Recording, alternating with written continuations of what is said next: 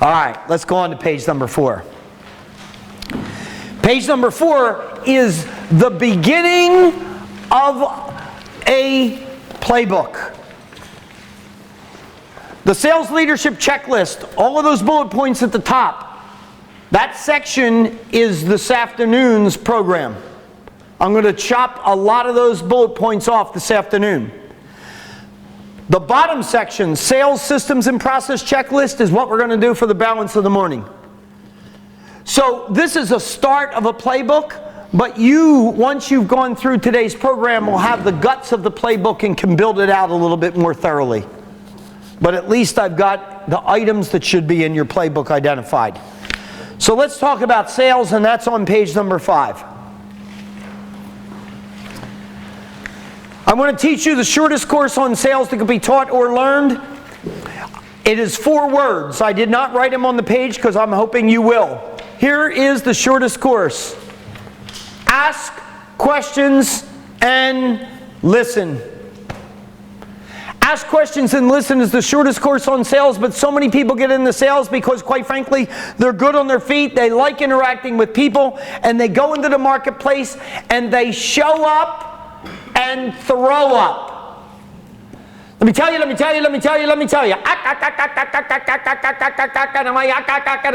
Maybe somebody will buy this stuff. People do not want to be sold.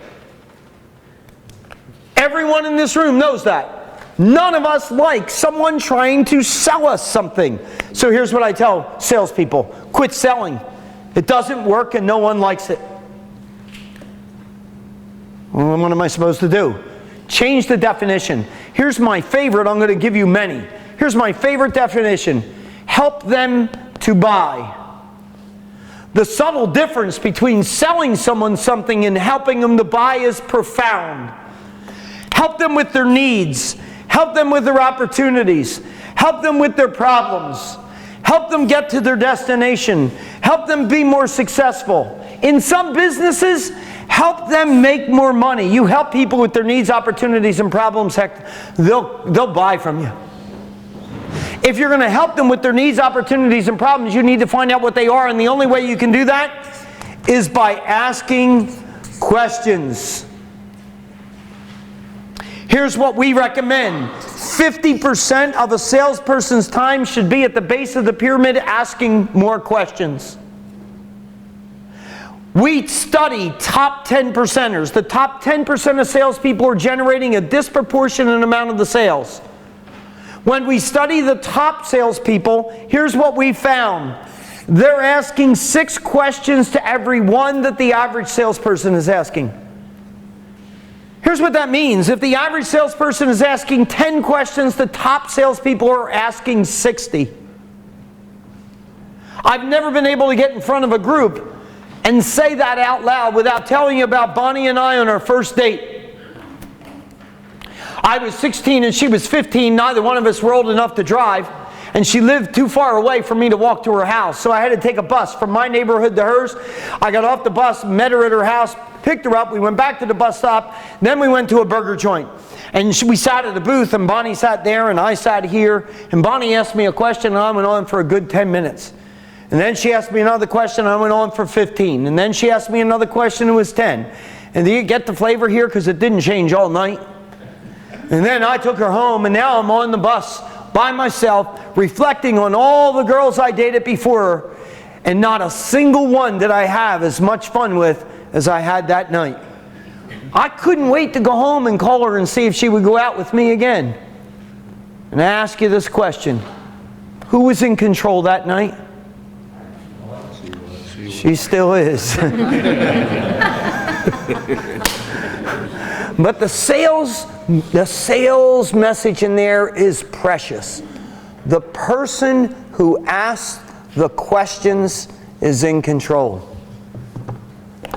The person who asks the questions is in control, but so many salespeople think they need to push and shove and manipulate and do all of these negative things. The person who asks the questions is in control. Ask more questions. There you go. The questions, is this so many minimum or maximum you can ask a question, or? Now, it depends on the situation, but the more questions that you ask, the more interested you are in the prospect. Let me show it to you. So, on my bucket list was I want to do an Ironman, and I want to eventually do the Ironman World Championship in Hawaii.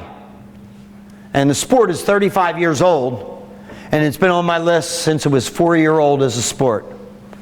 And if you ever wanted to be inspired, go on YouTube and punch in Ironman Julie Moss, because she legitimatized the sport 31 years ago. And it's 3 minutes, and it's very inspirational. October 12th of last year, that's the medal in the World Championship in Kona, Hawaii. And I finally made it and ticked that box off. Now, the reason it took me 31 years to get this done is because when I was building my companies, I didn't feel it was fair to tell the employees, I want you to give me everything you got, and I got a 4-hour bike ride because I'm training for an Ironman. So I'm a guy that's in the foxhole with my troops. That's my leadership style. And it was unfair in my mind to be training for an Ironman when I had these kids still living at home. So until I got rid of the employees and the kids, I wasn't ready. And what that meant is that I wasn't ready until I was 57. So at 57 years old, I'm ready to tackle the Ironman. Well, not exactly, because I didn't know how to swim. And the Ironman actually starts with a 2.4-mile deep water ocean swim on the clock. And so not knowing how to swim would be a bit of a challenge. And then it's followed by a 112-mile bike. And then it's followed by a 26.2-mile run, also known as a long day at the office. So I did some research, and I found the best swim coach in Southern California. His name is Steve Eisenhower. And I said, Steve, I want to be an Ironman, and I don't know how to swim. And I did the research, and you're the guy. Can you help me out? He said, I absolutely can. I said, terrific. I said, what's the first step? He said, well, get in the water and let me see what you got. And I said, well, obviously what I have is an inability to communicate. I don't know how to swim. And he said, even better, no bad habits to break. And that's pretty true, right? And so my first week, I took 3 one-hour lessons one-on-one with Steve. And my second week, I took 3 one-hour lessons one-on-one with Steve. At the end of 6 lessons in 2 weeks, we had yet to go in the water. How does this swimming thing work here? I was about $1,000 down. It was amazing when I did get in the water, how fast I was moving, how well I was swimming. And after about 2 months, I could actually do 40 laps, and it was not out of breath. Now, an Ironman, if it was in a pool, would be 160 laps, but I'm pretty far on my way here. It looks like I'm going to be able to do this at some stage of my life. I turned to Steve and I said, hey, Steve, so I'm not firing in. I like what you're doing with me, but I got to carve some time out of the swim so that I can practice my bike. He said, that's understandable. He said, what kind of bike do you have? And I said, well, that's another story. I don't have a bike. I haven't been on a bike since I was a teenager. He said, so you need a bike? And I said, yeah. And he said, well, let me introduce you to Hank Iglesias. He owns a bike shop over in Laguna Woods. It's buried deep, deep, deep inside this industrial park, this nondescript industrial park. He doesn't even have building signage and no foot traffic, no car traffic, nothing. It's just way deep in there. You'll find it though. So I find the guy's shop. I walk in. I said, my name's Jack Daly. I'm looking for Hank Iglesias. And the guy says, I'm Hank. And I said, well, Steve Eisenhower is my swim coach. He sent me over. I'm looking for a bike. He said, well, tell Steve. I said, thanks. He said, what kind of bike you looking for? I said, I have no idea anything about bikes. All I want to do is be an Ironman. He said, wow, that's a big task. I said, are you up for it? Can you get me a bike or not? He said, absolutely. He said, how much time do you have? Any cyclists in the room? Any cyclists? Okay, you'll get a charge out of this. I went into the store thinking that I'd be in and out of the store with a bike in 15 minutes or less. He says, how much time do you have? I said, how much time do you need? He said, I need 2 to 3 hours. I said, just a bike, not your bike shop? He said, no, if I'm going to do a job, I got to do it right. And I said, well, let's go, let's do it. So he puts me up on, he gets a bike, he puts it on this bike trainer, he gets me on the bike and says, start pedaling. As I'm pedaling, he's asking me questions. Please make sure you have that down in your notes. He's asking me a lot of questions, guys. And then he's messing with the bike, he's messing with me, he's doing all kinds of different things. And then he takes that bike off and then he puts a new one on and he goes through the same drill. And then he puts a third bike on, and at the end of the third bike, he says, I think we found the bike for you. Why don't you take it out for a ride? Don't just ride around the parking lot for 5 minutes. Get a 30-minute ride under your belt and then come back and let me know what you think. By the way, Hank and I now are good friends. His wife's name is Mary Ann. He has 3 kids under 12, and he comes to our house occasionally for dinner. One time he's over socially at the house, and I said, hey, Hank, I teach people sales all over the world. Can I give you a sales tip? He said, absolutely. I said, listen, guy comes into your shop, he's in his 50s. He tells you he ain't been on a bike since he was a teenager. Don't send him out for 30 minutes. You damn near killed me that day. I come back in from this 30-minute bike ride. He says, what do you think about the bike? I said, I have no clue. I'm just proud that I didn't fall. He said, that's fair. He said, why don't you do this? Why don't you take the bike home with you for 4 or 5 days, get some rides under your belt, and come back in and let me know what you think. This is a great, great part of the story. He just met me 2.5 hours ago. He didn't ask me for a credit card. He didn't ask me for cash. He didn't ask me for a check. He didn't ask me for a deposit. He didn't ask me for ID. And he helped me put this $5,000 bicycle in the back of my wife's SUV. And as I'm driving home with this bike, this is what I said. I don't know whether I'm going to buy that particular bike that's back here, but when I do buy a bike, tell me. You're going to buy it. I'm going to buy it from him.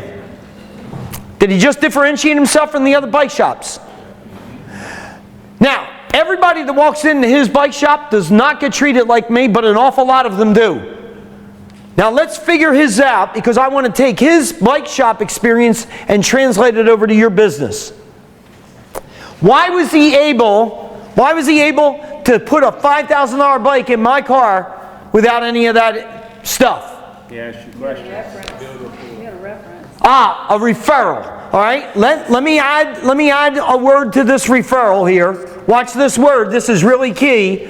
Pre-qualified referral. He pre-qualified me. Now, let me show you the pre-qualification. You see the red questions here? The red questions were all about the bike. But he threw in green questions that I thought were conversational questions. And the green questions were the key. I want to teach you the green questions. All right? They weren't all asked together. He'd ask me some things about the bike, and then he'd throw a green one in. Here's a green one. So how do you know Steve? Well, I saw this Julie Moss thing 31 years ago and said, I want to be an Ironman. But then I realized I don't know how to swim, so I researched and found Steve is the best swim coach in South Orange County. So then he'd go back and ask me some red questions. Then he'd throw me a green one in. So how's it gone? Oh, it's gone fantastic. When I showed up my first day with him, and I'm pedaling while I'm doing this. When I showed up on my first day with him, I couldn't make it to the end of the pool. I can go 40 laps without even costing me a breath. Wow, that's a lot of progress. Back to the red questions. Then he throws another green one in. So how long you been with Steve? 2 months. Then some red ones. How many lessons a week you taking? 3 1-hour lessons a week. Does he know Steve's hourly rate? Has he figured out that I can afford a $5,000 bicycle? Yes. If I run away with a bike and don't bring it back, can he figure out how to find me? Oh, yeah. Let's analyze Hank's business. if I didn't come by referral, how hard would it have been for me to find this bike shop in a nondescript industrial park buried nobody could find it? How hard? Near impossible. Okay? Now, it would have improved his chances if he built it on the side of a big highway, freeway, with a big signage out there, right? And spent some marketing dollars, but he didn't have any of that. Let's do it this way. How hard would it have been for Hank, the bike shop owner, to find a 57-year-old guy that now wants to do an Ironman? How hard would it be to find me? Now, very hard. But what if he did this? What if Hank built 10 strong relationships with the swim coaches in his market area? And what if he built 10 strong relationships with the bike coaches in his area? And what if he built 10 strong relationships with the nutritionist in his area? And 10 strong relationships with the strength coaches in his area? That would be 40 relationships in 4 sectors. Could Hank build 40 strong relationships with people in his market area? And do you know that I bet that if he built 40 strong relationships, he could locate in a nondescript industrial park and have business coming all day long? Here is a huge leverage item for everybody to walk out of here with right now. You solve this question and your business goes up massively. Who are the swim coaches in your business? Sometimes your very best customer will never buy or use your service but could send you business that is enormous. When I did my first Ironman, I wrote my newsletter cover story on the things I learned about life and business by becoming an Ironman. And the story was all about Hank and his bike shop. The newsletter is read by 60,000 people monthly. That's leverage. I'm doing my practice swim, my swim club, and I'm in the lane, and the guy next to me notices I have some Ironman clothes on and says, "Hey, have you done an Ironman?" I said, "I've done several." He said, "Well, I'm going to take on my first one this year. I'm in here practicing. Can I ask you some questions?" I said, "Sure." He said, "What's your theory on wetsuit? Should I get one with sleeves or no sleeves?" I said, "Sleeves? You think you're getting a wetsuit because of the cold water, I bet. But you know what? That's the secondary reason. The primary reason is buoyancy. It'll keep you above the water and it'll increase your speed significantly." Gosh, I wouldn't have thought about that. "So you say sleeves?" I said, "Absolutely." He said, "So what website would you recommend I buy it at?" No. Don't get it through a website. What you want to do is you want to go to Hank Iglesias' shop. He's got this triathlon specific shop deep buried in this industrial park over here. You'll find it. Tell him, my name's Jack Daly, by the way. I shook his hand. Tell him Jack Daly sent you and he'll take care of you. 2 weeks later, I go into Hank's bike shop to pick up my bike. It's getting a tune-up on it. I walk in, Hank says, "Hey, thanks for sending Bob over." I said, "Bob? Who the heck is Bob?" He said, "Some guy you met at the swim club. He was looking for a wetsuit." I said, "Oh, that guy. He came by. Good for him." He said, "Yeah, I got him all suited up in a wetsuit. He's out currently testing a $12,000 bike." I've spent about $10,000 in 7 years at Hank's bike shop. I wonder how much business I've sent to Hank.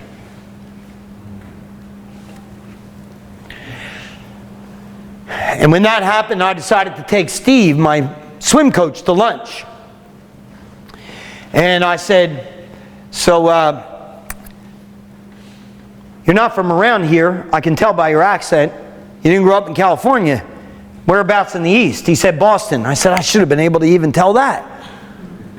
I said, "How long you been out here?" He said, "I've been out here 6 years." I said, "Cool." I said, "How many bikes have you bought from Hank?" He said, "Oh, I've never bought a bike from Hank." "Yeah, son of a bitch, you sent me over there." He said, yeah, but here's the story. 6 years ago when I came to California, I decided that I was going to be a swim coach and I was going to focus on triathletes. And so what I did is I built relationships with key people in the business so that when my students would come in that were trying to swim, if they needed something, I would be a resource for them. Now, 80% of this room just did not write that down. 80% of this room didn't write down that leverage gem. That what Steve did is he built this whole relationship with these different categories so they could send business to one another. Not in a negative way, in a positive way, helping me with my needs, opportunities, and problems in the best way that I can. I said, all right, I'm at lunch with him, and I said, all right, let's go on. So I said, you never bought a bike from him. All right, so how many guys are you swim coaching on a weekly basis that you send to Hank? And he gave me a number, and I wrote it down. And then I said, and of those, how many do you think buy a bike from Hank? He said 50%. I've got that number pretty well done. I said, what do you think the average bike costs that they're buying? And he gave me a number. And when I ran the numbers, in 6 years, Steve Eisenhower has sent Hank over $1 million worth of business and never bought a bike from him. Sometimes your very best customer will never buy or use your service, but could send you a mass amount of business. All I ask you is to figure out who those are. Where's your leverage opportunity? So I'm out riding my bike, and I'm meeting new friends on the bike, other cyclists. And they said, hey, we've seen you regularly out here training. What are you training for? I said, I'm going to be an Ironman someday. Wow, big task. You seem pretty serious about this. You know what I'd recommend? Racing wheels. You want to share with the room? What's your name? Lance Lopez. Lance? Yeah. More aerodynamic, the wheels on it. Yeah. This wheel. I'm asking Lance about a bike.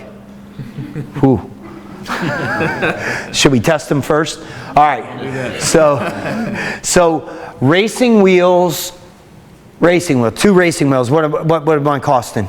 Oh, at least $1,000 a piece. $1,000 a piece. So we'll use your number. $2,000. That's not the tire and tubes, right? Right. That's just the rims. You think there might be a little margin in here? Hank's got 3 kids under 12. I walk in with credit card in hand and say, zip me up with racing wheels. Hank says, wait. I need to ask you some questions. He spent 30 minutes asking me questions. I'll never forget one of the questions he asked. He said to me, so when you're out for an hour or more on your bike, what kind of speed are you sustaining? Proudly, with my chest out, I said, 13 miles an hour. He said, put that credit card away, you dumbass. Racing wheels ain't going to do anything for you. You want me to sell you these racing wheels just so you can look like some bad guy out there riding around on your racing wheels in the community? I'll sell them to you, but they're not going to do anything for you. But I'll tell you what, you put this on your bike, $125, it'll give you feedback about your cadence and about your power usage and all of that. And I'll introduce you to a bike coach. Whoa, did you see that? There's that transfer of business. I'll introduce you to a bike coach, and you get some training on the bike with this tool. And you know what? When you get up to 17 miles an hour or faster, you and I can talk about racing wheels. I made it to Kona. You think I got racing wheels on my bike? Absolutely. Anybody want to guess where I bought them? Hank. I wouldn't think about buying anything from my bike other than Hank. Why? Oh, perfect. So in my notes, this is what I wrote down on that page. Selling is the transfer of trust. People do business with people they trust. The guy wouldn't sell me 2 wheels with $2,000 sale. How's that for trust?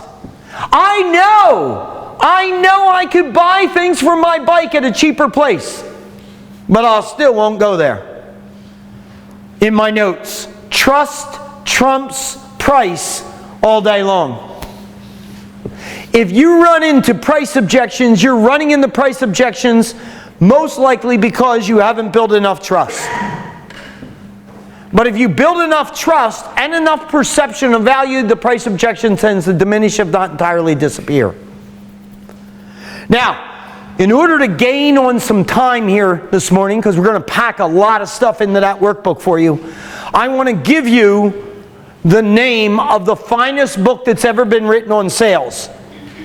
And, just lean back and grab that book for me. This is mine, and I'm not talking about mine.